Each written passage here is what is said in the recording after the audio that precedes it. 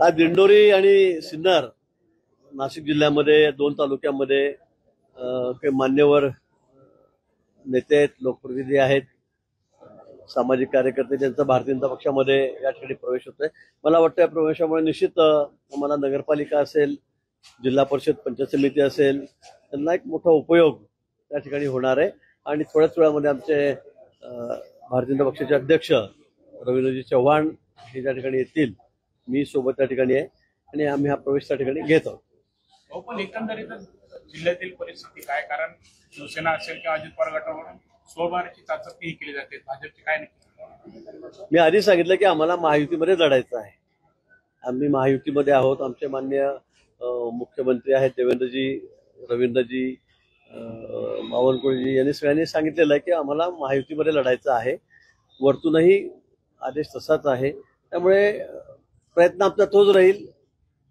पण कदाचित काही ठिकाणी वादच झाले, टोकाचे असतील, जमतच नाही, तर आम्ही मैत्रीपूर्ण लढत त्या ठिकाणी करू, पण आम्ही महायुतीमध्ये लढणार आहोत। या दोन प्रवेशांनी अशी चर्चा सुरू झालेली आहे की आगामीच्या जिल्हा परिषदेच्या निवडणुका त्या ठिकाणी भाजप आता स्वबळाची चाचपणी करत आहे आणि त्याची तयारी आहे। कारण माणिकराव कोकाटे आहे, इकडे झिरवळ आहे, असे महाविकास आघाडीमध्ये महायुतीमध्ये नेते असताना त्यांचा प्रवेश करून घेतला जातो, त्यांनी तुमच्या उमेदवारांच्या विरोधात निवडणुका लढल्या। मला वाटतं ज्यांचा प्रवेश अशाच लोकांचा आहे की ज्यांनी आमच्या विरोधामध्ये लढलेले आहेत, हे खरं आहे ना। आमच्या लोकांना कसं काय आम्ही घेणार, जे विरोधात होते त्यांना आम्ही घेत आहोत, त्यामुळे हा विषय त्या ठिकाणी नाहीच आहे। पण इथे कुठेही आपसामध्ये आमचं भांगडी नाहीये, वाद नाही आहेत। हे उबाठामधले लोक आहेत, हे शरद पवार गटाचे असतील, काँग्रेसचे असतील, त्यांना आम्ही आमच्या पक्षामध्ये त्या ठिकाणी घेत आहोत आणि त्यामुळे महायुतीच बळकट होणार आहे। त्यामुळे आमच्या आपसामध्ये कुठेही वाद नाही। जिल्हा परिषदेमध्ये पण तुमच्याकडे घेण्याची जे तुमच्या विरोधात लढता आहेत, तुमच्यावर आरोप केलेले आहेत, त्यांना तुम्ही पक्षात स्थान देताय। मला वाटतं आपण सध्या बघतात पक्षामध्ये येणं जाणं सध्या सुरूच आहे। आरोप केला तर विरोधी पक्षात असल्यावर ते आमचं गुण गातील, आमचं तारीफच करतील असं अपेक्षितही नाही ना। विरोधक आपण त्यांना विरोधक कसं म्हणू, विरोधात आहे तर ते विरोधामध्ये बोलणारच आहेत, त्यांच्या पक्षाची बाजू ते सांगतील, आमच्या पक्षाच्या विरोधामध्ये ते मतं मांडतील।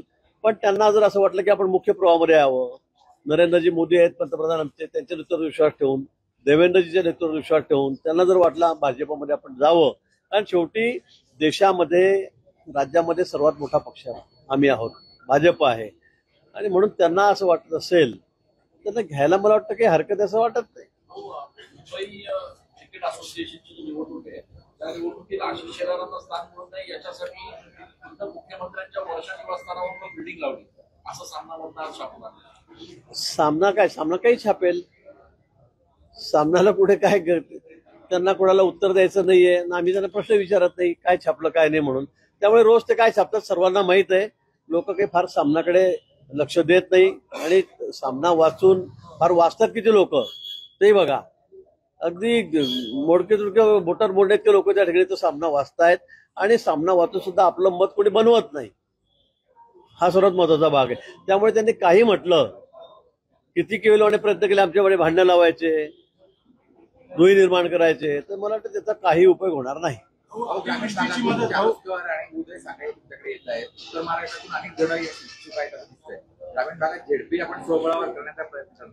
नाही, मी आधी तेच सांगितलं की आमची प्रायोरिटी महायुतीलाच आहे, आम्ही महायुतीचाच आग्रह धरलेला आहे। पण कदाचित काही अपरिहार्य कारणास्तव ते परिस्थितीमध्ये जर युती झाली नाही तर आम्ही मैत्रीपूर्ण लढत त्या ठिकाणी करू।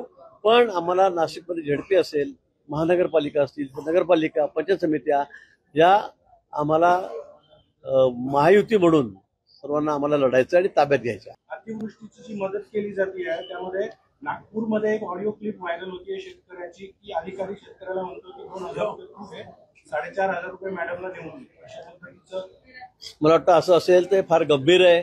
आधी शेतकरी इतक्या अडचणीमध्ये आहे की आपण कल्पनाही करू शकत नाही, आणि अशा ठिकाणी जर कोणी पैसे दे मग तुला त्या ठिकाणी पंचनामा करतो किंवा पैसे असं जर कोणी म्हणत असेल तर मला वाटतं ही बाब अतिशय गंभीर आहे।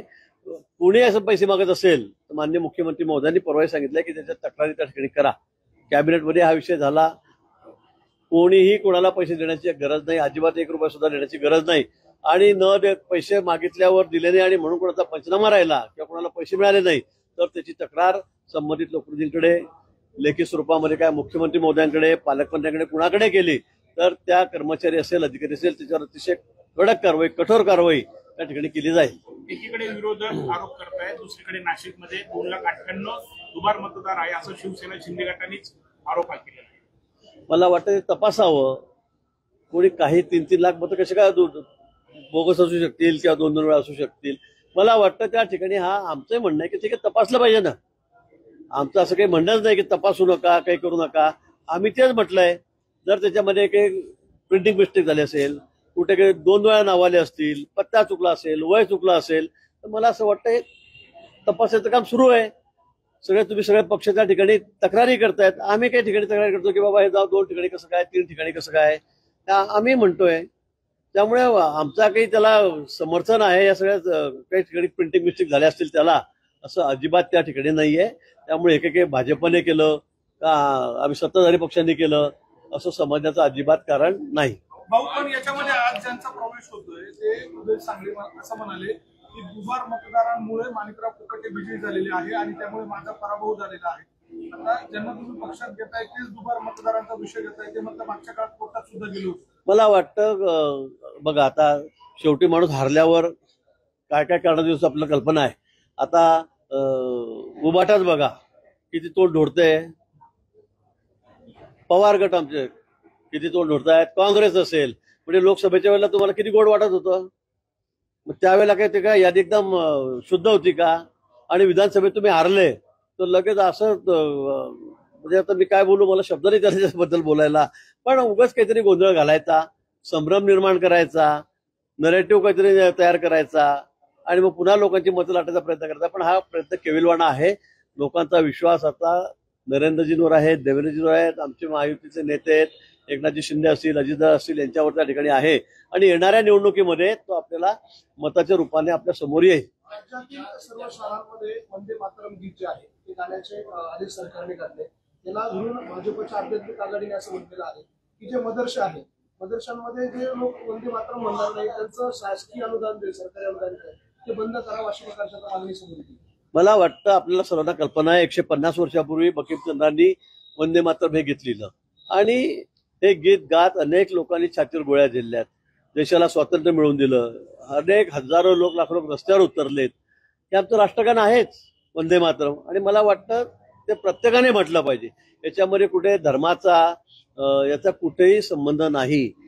हे आमचं राष्ट्रगान आहे, हे आमचं देशाचं गाण आहे. आणि मला वाटतं त्यासाठी हे कंपल्सरी करावं असं म्हटलं तर मला काही वावगं वाटत. महायुतीच्या पक्षभराच्या कार्यकाळामध्ये सत्ताधारी पक्षाच्या आमदारांना निधी मिळाला नाही असं किशोर पाटील आमदारांचे म्हणतात. गुलाबराव पाटील यांनी त्यांना एक प्रकारे अरे मला असं वाटतं की सत्ताधारी पक्षाच्या कुणालाच मिळाला नाही. सध्या आपल्याला कल्पना आहे राज्यामध्ये अतिवृष्टी कशी चाललेली आहे. वारंवार वर्षभरामध्ये आम्हाला किती वेळा मदत शेतकऱ्यांना द्यावी लागते, गारपीटची असेल, वादळाची असेल, पावसाची असेल. त्याचबरोबर आमच्या लाडक्या बहिणी ज्या शेतमजुरांच्या घरच्या महिला असतील, बहिणी असतील, मजूर वर्गातल्या असतील, त्यांना 1,500 रुपये मदत आम्ही महिन्याला त्या ठिकाणी देतो. आणि त्यामुळे मोठा निधी त्यांच्यासाठी आम्हाला द्यावा लागतोय. कदाचित एखाद वर्ष थोडंफार पैशाची आर्थिक रचना करायला, योजना करायला आम्हाला वेळ लागत असेल. त्यामुळे कमी जास्त प्रमाणामध्ये निधी गेला असेल. पण त्याच्यामुळे फक्त सत्ताधाऱ्यांना मिळाले मग आम्ही विरोधकांना देतो आहोत का असे समजण्याचं कारण नाही. काही आर्थिक अडचणीमुळे किंवा कमी जास्त निधी असल्यामुळे शासनाकडे किंवा अधिक निधी आता हा सगळ्या डिझास्टरमध्ये त्या ठिकाणी जातोय याची आपल्याला कल्पना आहे. त्यामुळे एखाद वर्ष आपल्याला वाटे बघावी लागेल. त्यामुळे असा आरोप करण्याची मला वाटतं आवश्यकता वाटत नाही.